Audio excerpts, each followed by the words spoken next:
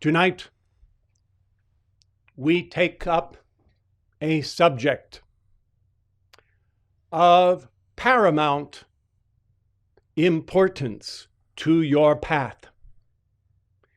It is pivotal to the service that can be rendered to you by the hierarchy of light. You will see more than ever before the value in the Pharos, and most especially that penetrating torch of divine illumination that crowns the Pharos, shining on through the nighttime hours, casting its beams of living light, which itself carries the consciousness and intelligence of the mind of God far and wide across the face of the earth.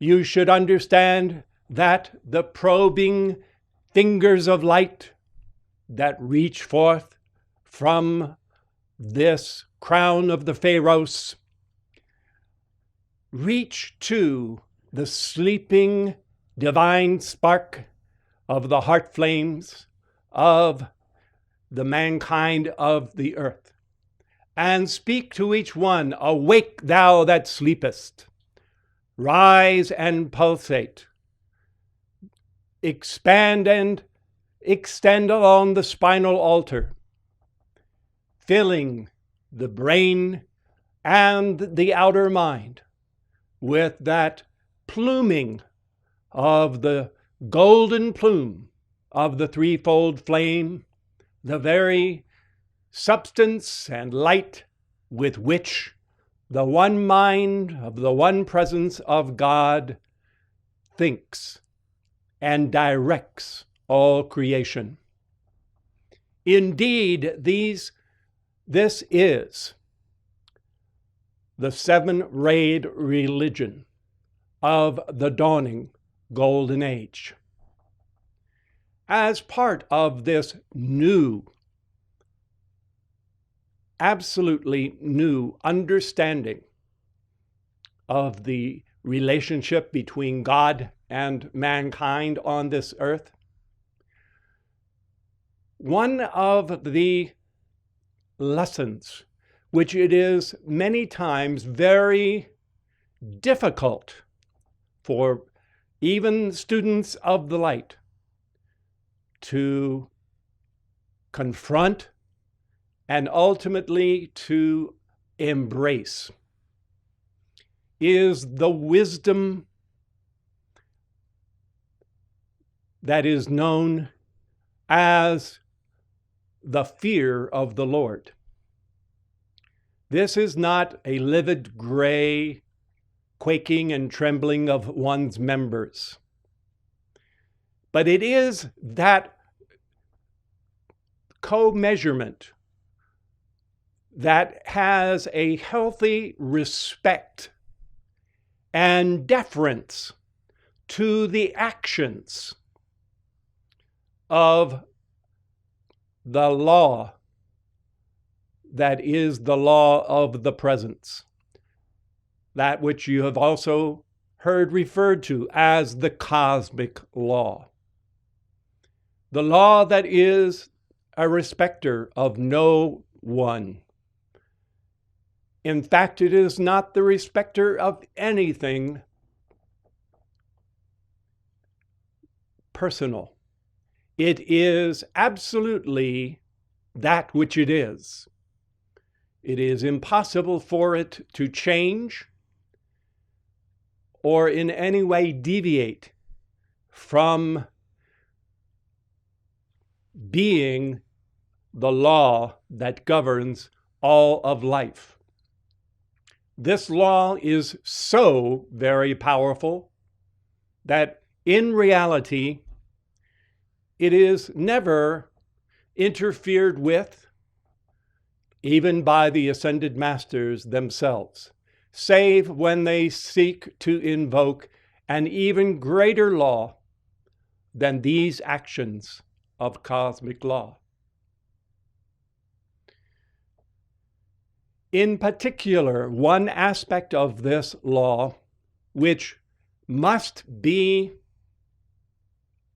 grasped and accepted is that in all the universe, the Godhead never permits the unnecessary or wasteful expenditure of the power and the activity or the energy of the Godhead. The Godhead will always act in the most conservative way, and even then, the law only acts when it is the greater part of wisdom to do so. And here, especially as it relates to the humanity of this world, when there is the opportunity of accomplishing something of permanent or lasting good, something of permanent worth, the law will not allow for the useless waste or dissipation of itself. And all who defy that law in ignorance or willfulness, or even out of a sense, presumably, of acting in service to other parts of life, will come to find out that this law is not defied with impunity.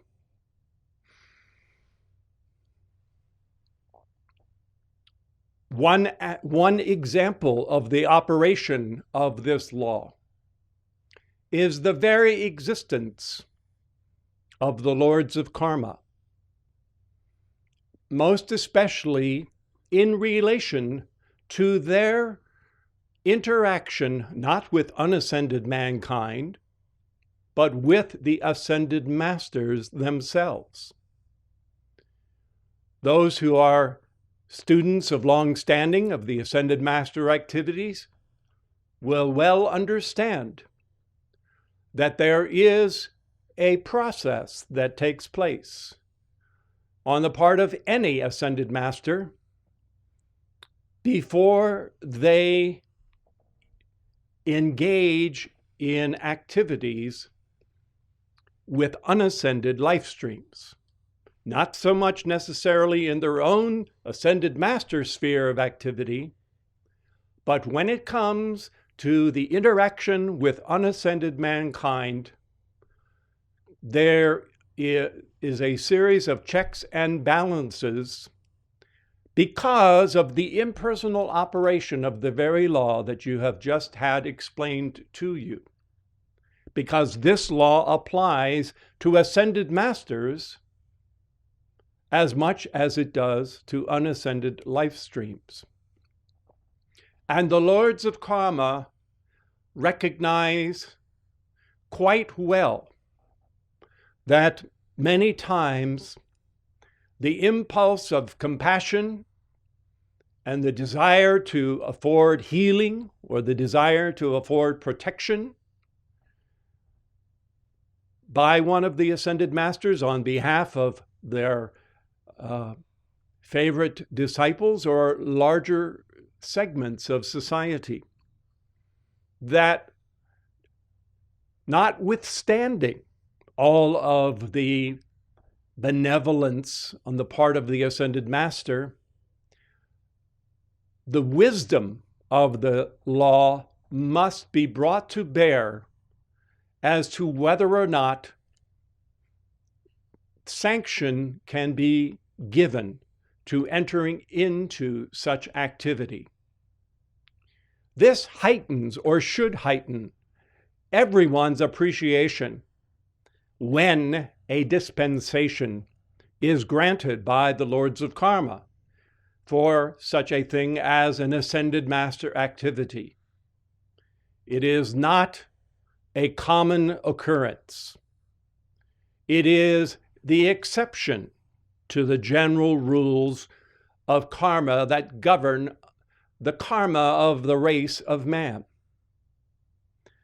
It is there, this service of the Lords of Karma in this instance, it is many times there to protect the ascended masters themselves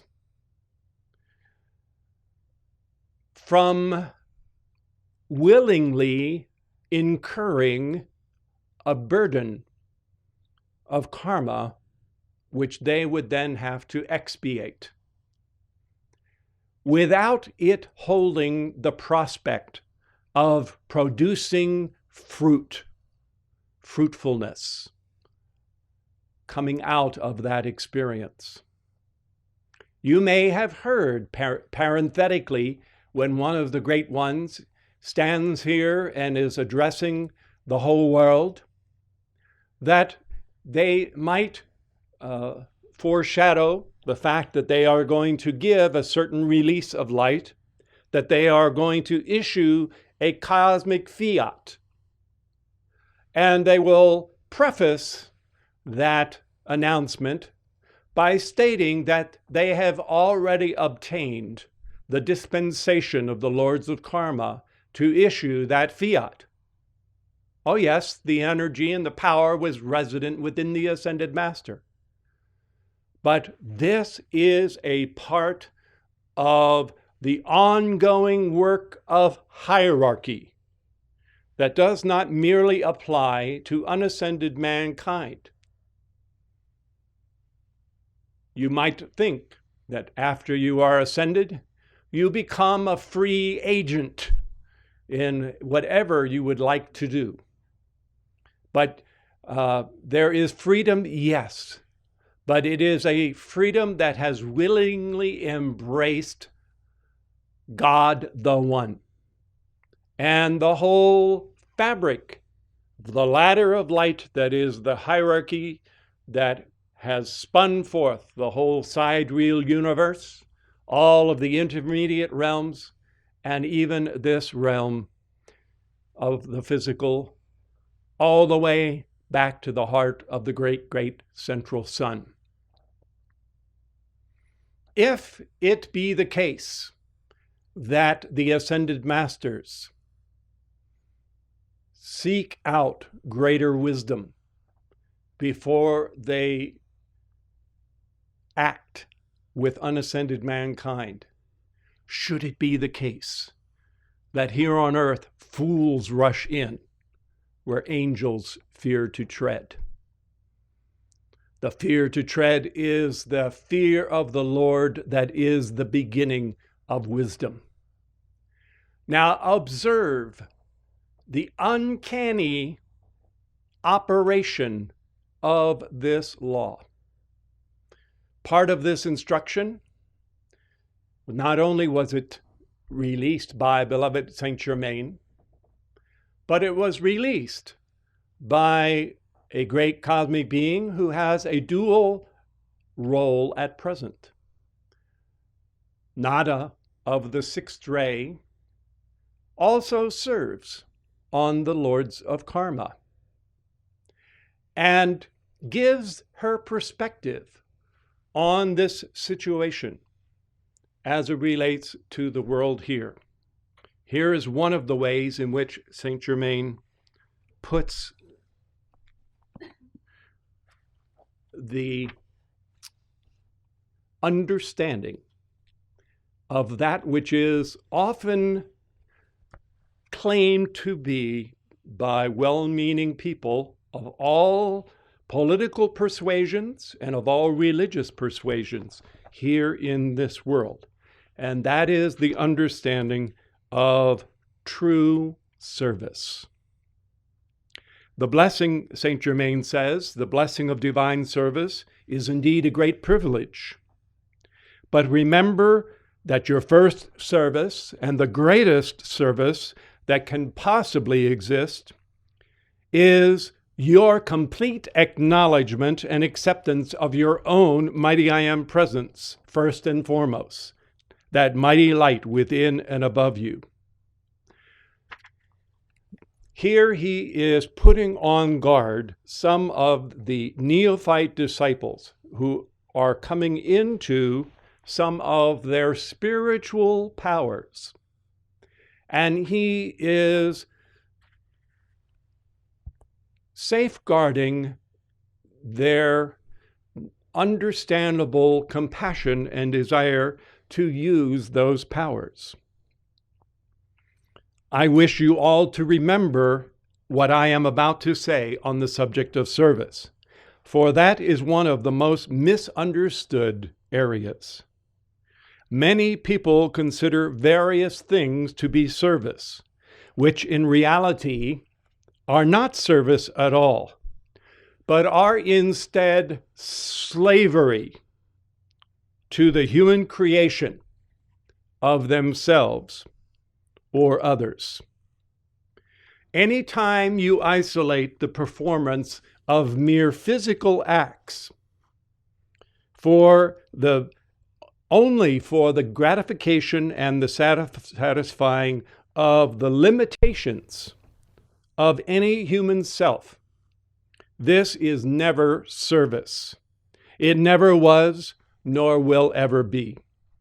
It is rather slavery to the human condition, and it spells the treadmill of all mankind's limitations. Therefore, clear your minds once and for all time completely of that idea as a concept for service. Again, whenever you are simply performing physical acts to assuage the temporary limitations of anyone's human self, whether it is your own or anyone else, that in and of itself, by itself, is never divine service. That might seem very harsh and uncaring to you, but that is only because you are looking with fleshly eyes at the outer appearance, which is, of course, the human way of looking at things. And much appeal is made throughout the world today with a myopic, tunnel vision fixation and hammering away on the instances of the human condition. And the argument is made that things are so terrible and so bad that nothing else should be considered except alleviating that outer human condition. From the human standpoint, where reincarnation and karma are not brought into the picture, this seems to be a mitigating factor. It seems to have legitimacy. It is borne out by all kinds of spiritual platitudes that are interwoven into Christianity and Judaism and many world religions, where many times those who wish to stress the physical side of life make it the one and only consideration. And they utilize the moral strength of the scriptures to stress this one point, that this kind of service is called for in every and all situations. Here is what Nada had to say about it. The first service is praise and adoration of the God self within every individual. Now, she is there not speaking merely of your own mighty I Am presence, but she is saying, pouring forth love to the I Am Presence, to the Christ self, to the divine heart flame of the rest of humanity. That is the divine service. It is not sanctioning the mortal human self, loving that mortal self in its complacency of its human condition, but loving the God presence and seeking to free that, as it were, from the outer standpoint, imprisoned God self that has been unable to break the bonds of the outer self. Here again, the Ascended Masters are focused on entering into the service to your true selfhood. Always remembering that there are elements of that reality in your four lower bodies, in your heart flame. It's by no means implying that only the higher vehicles are worthy of such consideration. So the first service is praise and adoration to the God self, to the great master within every other life stream. By fixing your attention on the only giver of anything good, you then have the opportunity of acting through that one's presence and raising their outer mind into the full acceptance of the supreme and conquering power anchored within the human form, which after all should be divine. So if in the quest of the outer things of the outer senses, any disciple becomes so preoccupied with their conscious attention fixed on the outer manifestation of things instead of the presence that is the supreme producer, again, that one will have missed the mark. If man, in man's great service, desire to serve, causes him to neglect holding that attention fixed on the supreme producer within himself or in others, then that service too has failed to a large degree.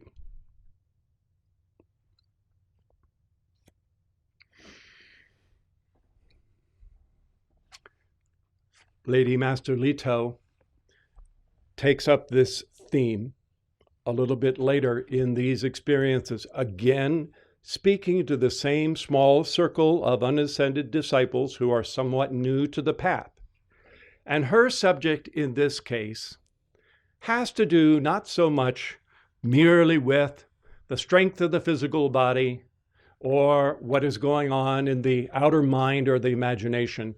Her subject has to do when the life stream is on the threshold of invoking the power or the powers of God, the direct powers of the mighty I Am Presence.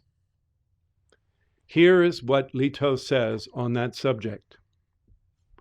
There must always be a great sense of spiritual honor and integrity in regard to the use of the mighty powers of the I Am Presence. For the great law does not permit such powers to be drawn into our outer use, except when it is for the achievement of permanent good. That is the criteria. Is there opportunity for the achievement of permanent, lasting good and advancement?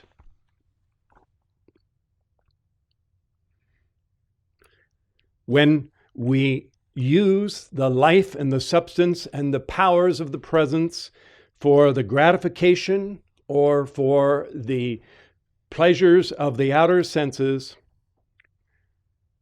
nothing in the world can stop misery or destruction from coming about.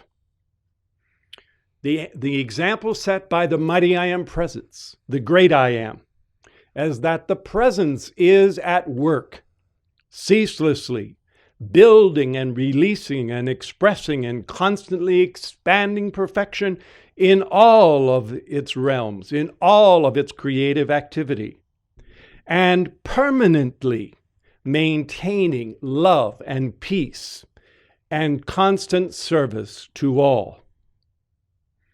That is the standard of each individual's I am presence, not only as it relates to the electronic body, the causal and the Buddhic body, but as it relates to the outer expression of that very presence. So when the sensations of the outer body, of the outer mind or emotions, when they are permitted to rebel in riotous living, thus interfering with the divine plan of that one's presence, only disaster or failure can be the result. The true disciple on the path, the true student of the light, thus never transgresses this principle to utilize those powers for any form of amusement, any form of gratification, any form of exalting the personality, much less to try to draw money by performing or producing phenomenon. She goes on to say, in this regard, again referencing cosmic law, and it's very interesting, in the works of Homer and in the works of Hesiod, Zeus is afforded the apex of divine authority. He has but to merely nod, and then all of the other deities fly in service to that which is his will. And yet there is repeated numberless times the fact that when it comes to what was known as adrastia, which is not karma as nemesis, but as the impersonal necessity of cosmic law, they all teach that Zeus had this fear of that law, that he knew that he could not contravene that law because it is absolute. She explains, cosmic law acts wherever thought or feeling direct and qualify the divine energy. Cosmic law is no respecter of any person, place, condition, thing. It doesn't care about motives. It doesn't care about extenuating circumstances. It doesn't care, cosmic law, about ignorance or the intellect. It is very much like the operation of a current of electricity running through a motor or coming from a generator. Whenever the power is turned on, it acts according to the qualification and the direction that is given it. And this is the very point that the whole human race and even students of the light often do not appear to comprehend, or if they do comprehend, they don't wish to pay it attention. They don't wish to take responsibility or acknowledge that principle at work. But the truth of this law is the only thing which we, the Ascended Masters, are concerned with. Our service to mankind is to put before the world the exact truth of the law. If individuals or mankind en masse refuse to rise in understanding and obedience to this law, nothing in the world can prevent their suffering from increasing until the return of that law as karma onto the human side itself breaks that shell of obstinacy and once more lets the presence of the I Am enter into God control of all. Therefore, do not ever joke in thought or feeling or spoken word about the powers of the Godhead, for to do so without exception brings heartbreaking experiences. Therefore, govern all of your outer moods with the inflexible will of your presence, because no matter what the extenuating circumstances, the law is in operation. So long as you are merely one of the masses of mankind, it takes a long time to do a lot of harm, because you have the slightest little filigree trickle charge of crystal cord energy that most of mankind are drawing on, and that is a mercy of the law. But when you know of your presence, when you know of this light, and you're invoking the light, light, light, and your bodies are charged with that light, then the possibility for great good, or the opportunity, the possibility of the diversion of that light, is magnified many-fold or over.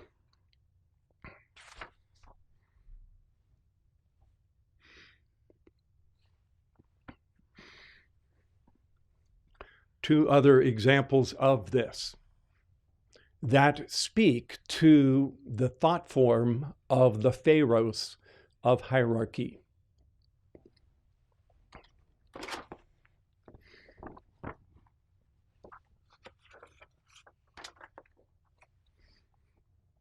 Saint Germain points out, whenever you would wish to perform something for the protection of another life stream, there must be some possibility, some opportunity or element of permanent uplift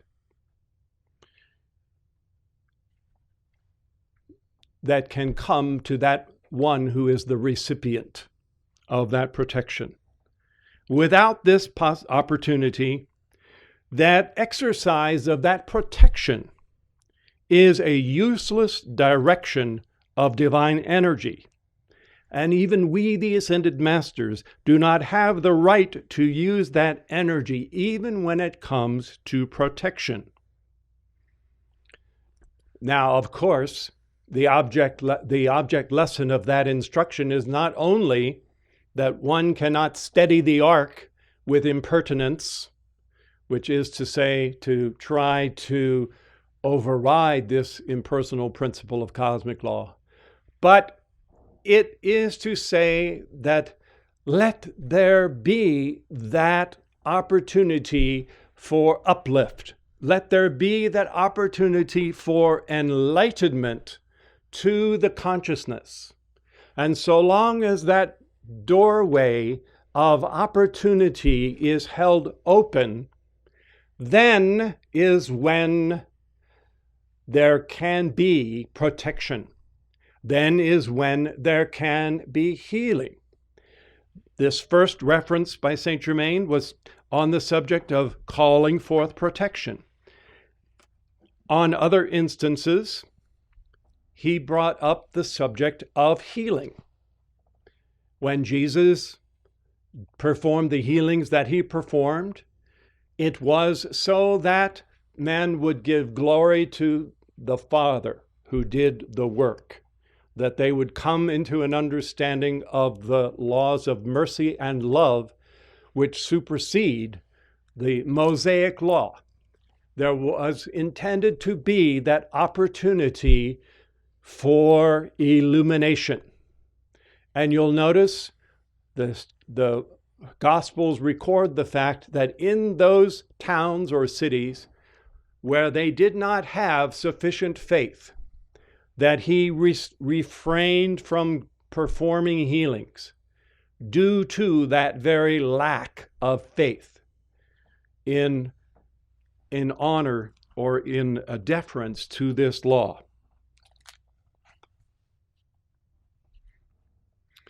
Again, the Master sets forth this teaching. Remember always that calling forth divine power and activity merely for the healing of a body without the attendant illumination being brought to the mind, brings needless suffering to the very one who draws forth that healing. And the power to produce healings will eventually cease altogether. Many who have performed healings in the outer world have had that power of healing for a while, and then the ability to heal ceased. And the very one who healed passed out of the body.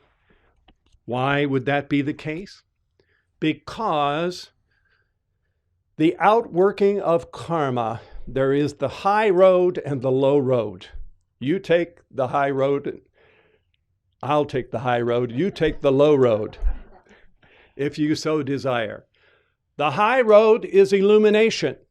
The high road is forgiveness. The high road is self-correction. The low road is learning an eye for an eye and a tooth for a tooth.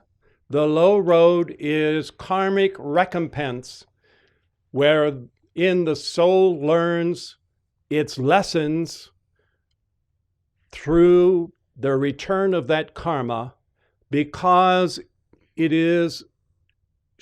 has refused to learn through illumination. So Saint Germain goes on to say,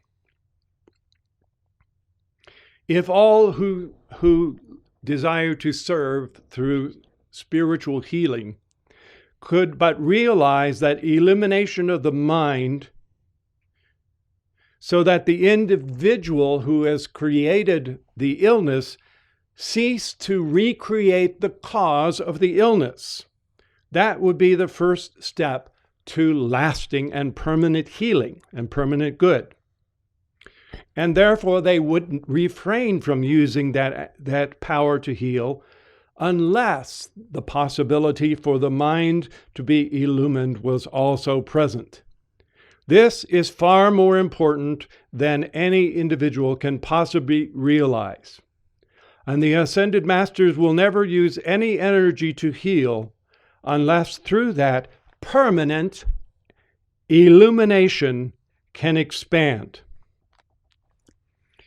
There is a very pregnant statement, a telling statement, that is really not quite explained about the coming forth of the Ascended Masters in their visible, tangible bodies and the establishment of the Golden Age. It states that before this can be done, the populace must themselves divest themselves of certain fetters and of certain parasites that are siphoning off the light. These things must be purged out of consciousness before the light can come forth, because otherwise the greater light will just be wholesale fed into recreating the same patterns of the human treadmill, that wheel of karma that individuals continue to express. Now, one theme that runs through all of these examples, it's not to say that the Brotherhood is not engaged, but it is to say, first and foremost, their service is to the God Self in all cases, and they are not concerned with the satisfaction of the human side of anyone. Secondarily, that there must be at least an opportunity for the achievement of permanent God good, lasting good, which is the only good that really exists. There is no such thing as temporary good. Whenever anything is brought forth out of the Godhead that is good, that is God good, it becomes a part of the record of that life stream. It is there within the causal body as a magnet for the multiplication of that very virtue many times over. And lastly, but by no means least, the standard for when intercession can take place is when there is the opportunity for illumination. Illumination of the heart and mind. And you see in the Pharos at the top of that, the beaming forth of the hierarchy. You may take that torch on the top. You'll notice that it has many individual torches within it. They all act in unison, one with the other, and produce that collective light, that golden light that is the shining of the divine mind. And that is intended to represent for us this service to mankind that is going to expose the cause and cores of what creates misfortune and cataclysm and all of the whole gamut of human maladies that don't need to be recited here tonight. That is the truth, that divine illumination within the individual. It is far more than merely book learning. It is the shining of the second ray, the illumination of the mind of God by the very flame that God uses to express consciousness, to express intelligence, to express patterns of perfection, to express the knowing, the cognition of the God presence. This is the service that the torchbearers of the temple are engaged in. It is why it is true to say that the torchbearers are the hope of the world, because of this opportunity that the door of wisdom is opening wider and wider through Acropolis Sophia, through Acropolis Pavilion, and therefore the dispensations for protection of the world can still go forward. The dispensations for healing can go forward. Recently, one of the ascended masters made reference to a statement in the Bible that the days are shortened for the elect, which in one sense is true. It means that there's a shorter time cycle to come into your attainment. But the same master pointed out that they are also lengthened for the elect by life extensions that are afforded to those life streams, where greater opportunity for world service and for the achievement of the victory of the ascension can be achieved in this very lifetime. All of those things are made possible because there is good, permanent good and illumination that can come to the individual or to the group of individuals. And that, of course, accrues to the Godhead charioteer of that life stream. Those who view such things with eyes of flesh will accuse the ascended masters of being hard-hearted. They do not have hearts of stone, but they are adamant when it comes to obedience themselves to the law of life. Obedience to this injunction that human misqualification is not to be forever perpetuate it. Rather, that is to be cut loose and set free so that the God presence of those life streams may rise into their freedom. And they know full well that, and you'll notice in the one example about healing, that the Master pointed out that if one were to insist upon healing without any opportunity for learning, for correction of the cause and core, that the one doing the healing basically has simply taken on themselves the burden of the karma of the other life stream, and that they may well expiate that karma needlessly without there being any merit accruing to the beneficiary of that healing. And so that karma is experienced. That is, of course, what occurs in all cases of human sympathy. The one who enters into sympathy is fixated on the outer appearance, and they are horrified by the outer appearance.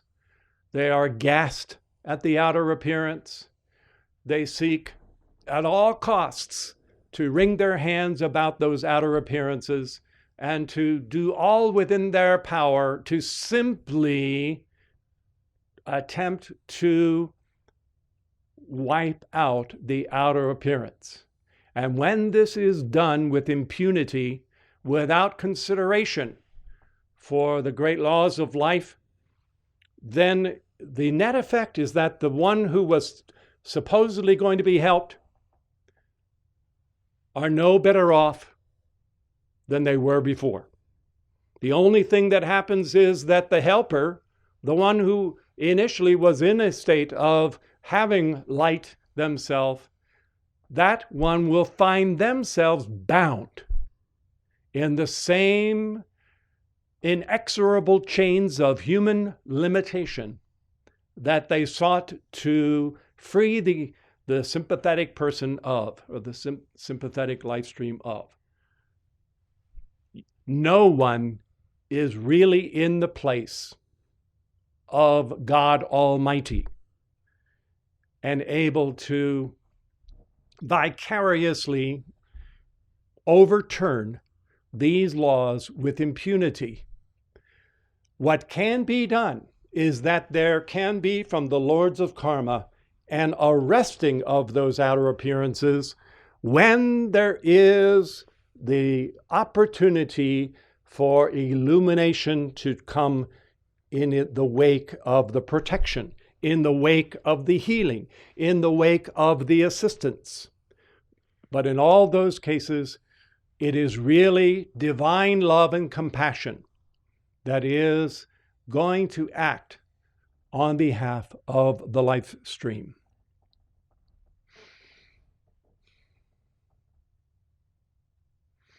We have a wonderful drama that is unfolding here at the Temple of the Presence during the cycle between the July class, this, which is the fall conclave, and our New Year's class.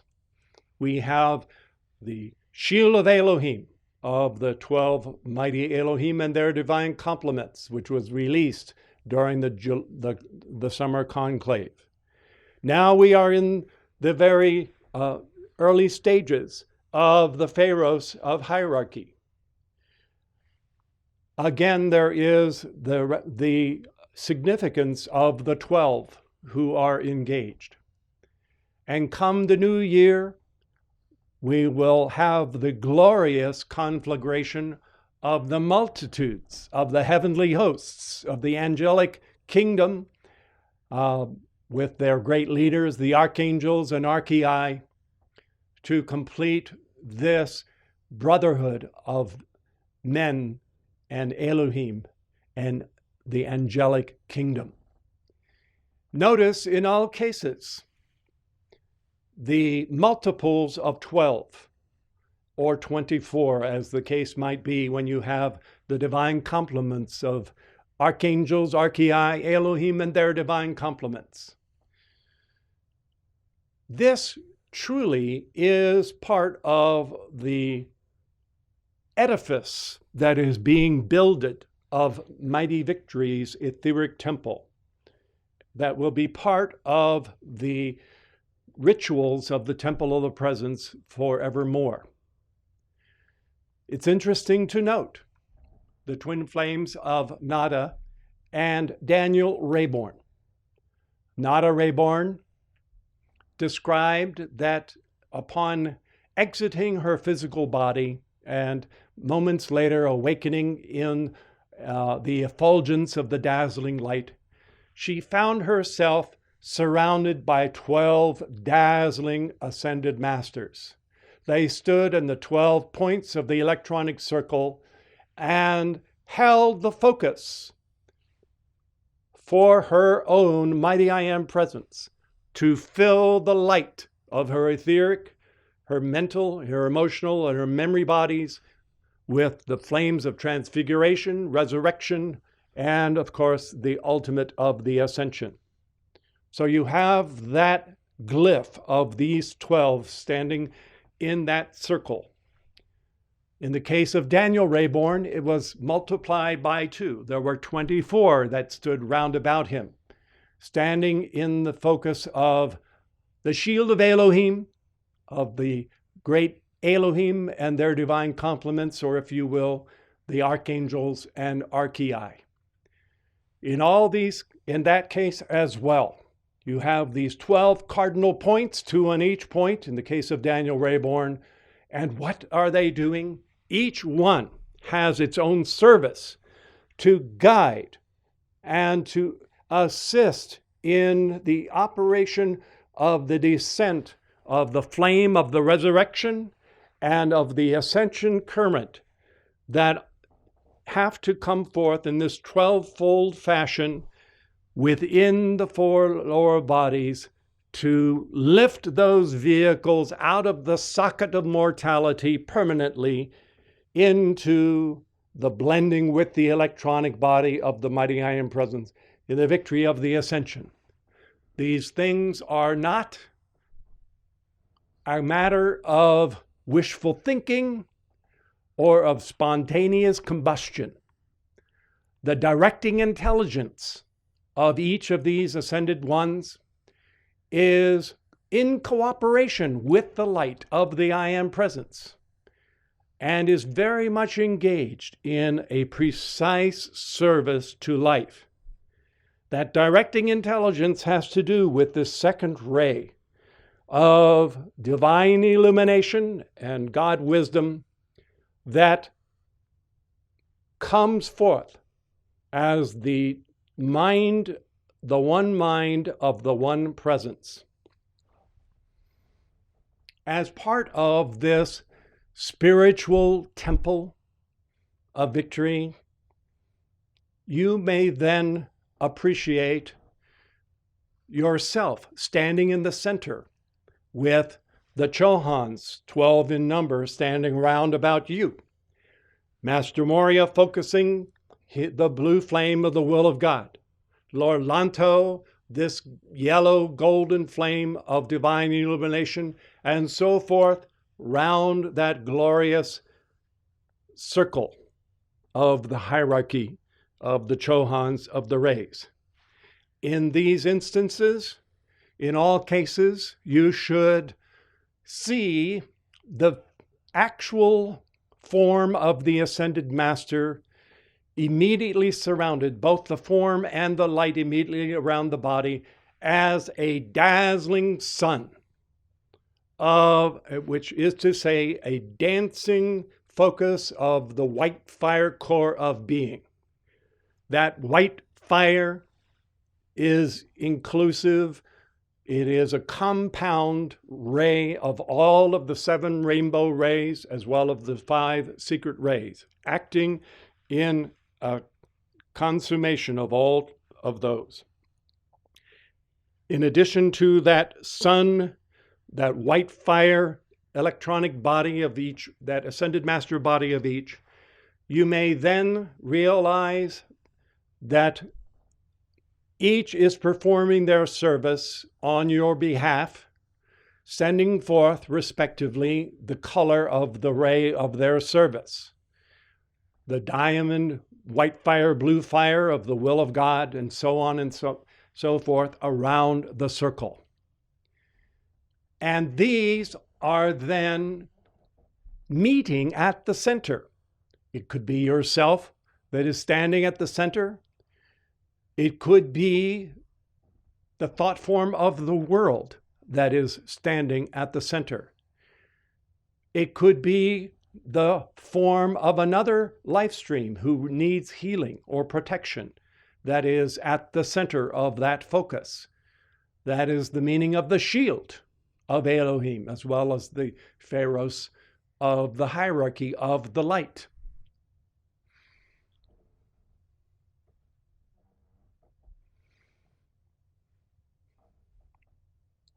Regardless of the color of those rays, divine direction, divine intelligence, individualized intelligence of the one mind, of the one presence, is modulating and directing and focusing the attention. Conscious, directed attention is being concentrated where the service needs to be rendered.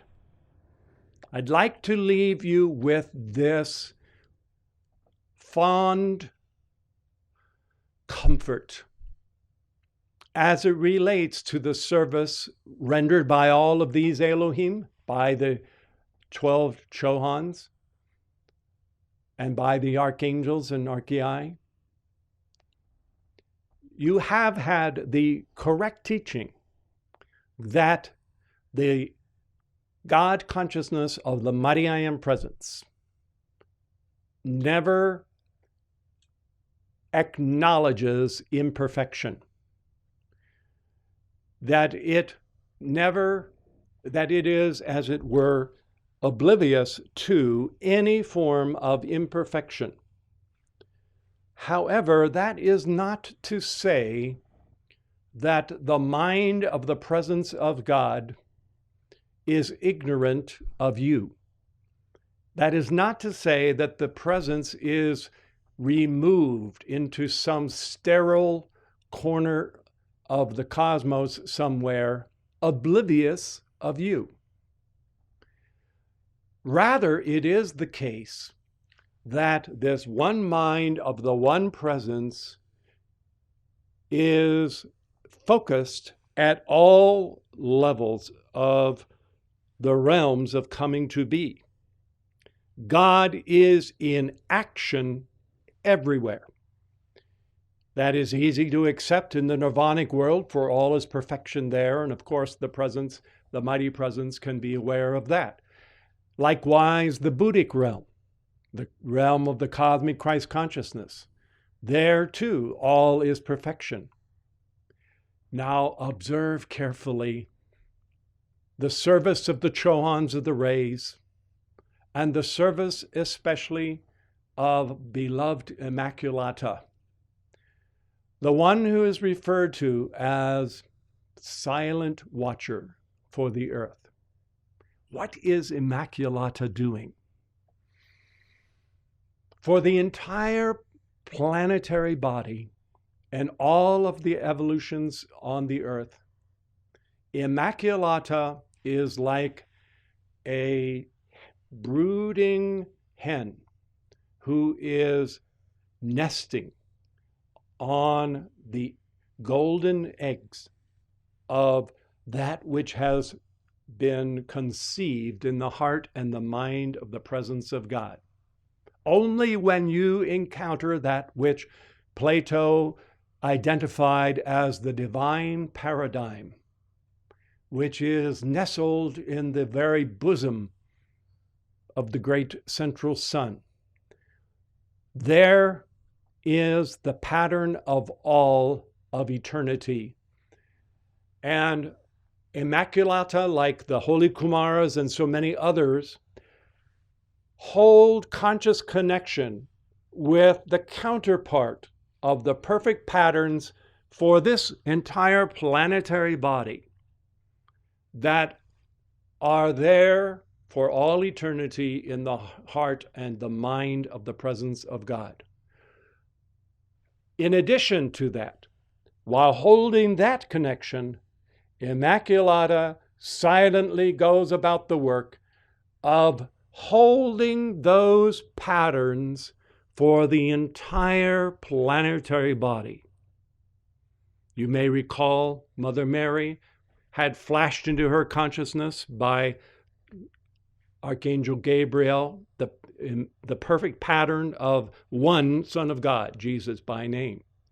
Immaculata has constantly holds in her consciousness the perfect patterns for the mental belt of the planet Earth, the perfect patterns for all of the 7 subplanes of the emotional world, the perfect patterns for Regulus as the pure, perfect Earth and the sun of freedom that Earth is intended to be, and the perfect patterns for every life stream on this world. And because that attention is held with a constancy that is perpetual, so long as God wills this world to be in existence, there is behind the outer appearance world, regardless of how it might scream at you, how it might run at you, lunge at you to frighten you, regardless of what the outer miasma might be, behind all of that, there abides these patterns of divine perfection. And Immaculata's job is to incubate that until each one comes into those patterns. This is an office that is held in conjunction with the mind of the great I Am, with the providential foreknowing and issuing forth of the goodness of the Godhead that extends all the way down to this outer world. You do not have to conjure up this perfection. It is there. It is real and tangible. God knows it. You do not have to manufacture it out of nothingness. You don't have to bow and scrape and hold out your begging bowl and to God and say, "Oh, pretty please, won't you condescend to allow me a few droplets of mercy." God in action is constantly knowing that perfection and holding to that pattern of perfection, regardless of the whole of the rebellion of the whole human race put together. God is more powerful than all of that. Nature is more powerful than all of that. The cosmic beings, the Elohim, the archangels, the Choans are all more powerful than all of that.